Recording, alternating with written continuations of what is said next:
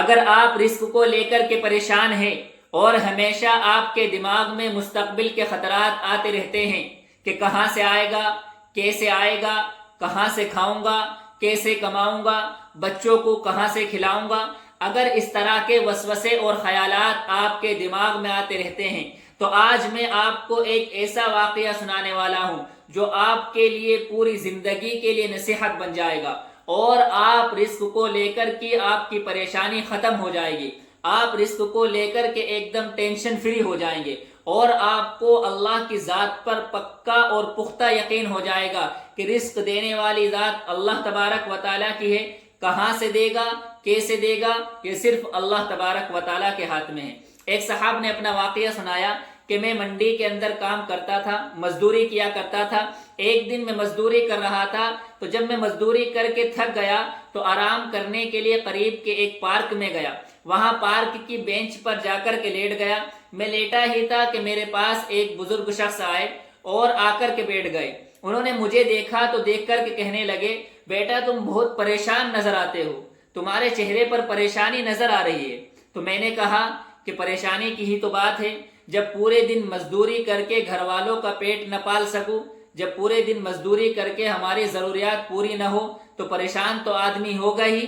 تو ان بزرگ نے کہا کہ بیٹا رزق کو لے کر کے کبھی پریشان نہیں ہونا ہے، رزق دینا اللہ تبارک و تعالیٰ کا کام ہے، آپ کو صرف محنت سے اور ایمانداری سے اور 5 وقتہ نماز پڑھنے کے ساتھ ساتھ اپنے کام کو لگن کے ساتھ کرنا ہے۔ اللہ تبارک و تعالیٰ آپ کے رزق میں برکت ڈال دے گا۔ رزق دینا اللہ تبارک و تعالیٰ کا کام ہے، اس لیے رزق کی فکر مت کیا کرو۔ پھر اس بزرگ نے کہا کہ میں آپ کو ایک واقعہ سناتا ہوں جس نے رزق کے تعلق سے میرے خیالات بدل دیے، اور میرا اس بات پر پختہ یقین ہو گیا کہ رزق دینے والی ذات اللہ تبارک و تعالیٰ کی ہے۔ کب دینا ہے، کیسے دینا ہے، یہ صرف اللہ تبارک و تعالیٰ کا کام ہے۔ تو انہوں نے اپنا واقعہ سنایا کہ مجھے شکار کا بہت زیادہ شوق تھا، میں مچھلی کا شکار کیا کرتا تھا۔ ایک دن جب میں مچھلی کے شکار کے لیے نکلا تو جہاں میرا جانے کا ارادہ تھا اس طرف لوگ عموماً جایا نہیں کرتے تھے، تو میں اکیلا مچھلی کا شکار کرنے کے لیے گیا اور اپنی متعینہ جگہ پر پہنچ گیا۔ وہاں جا کر کے جب میں نے جال بچھایا تو میں نے دیکھا کہ ایک پرندہ آیا اور اس نے پانی کے اندر سے ایک بہت وزنی مچھلی اپنے پنجوں کے اندر پکڑی اور پکڑ کر کے وہ اڑ گیا۔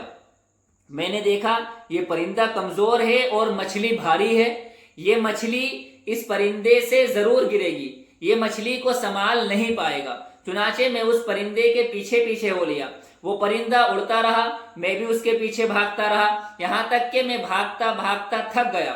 تو میں کچھ دیر کے لیے کھڑا ہو گیا اور میری نگاہیں پرندے کے اوپر رہی کہ اس پرندے سے یہ مچھلی ضرور گرے گی، اور جیسے ہی اس سے یہ مچھلی گرے گی میں اس مچھلی کو اٹھا لوں گا، کیونکہ مچھلی زیادہ وزنی تھی اور پرندہ کمزور تھا۔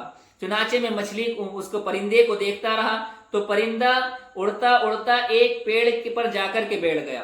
جب پیڑ پر جا کر کے بیٹھا تو میں بھی اس پیڑ کے پاس قریب جانے لگا۔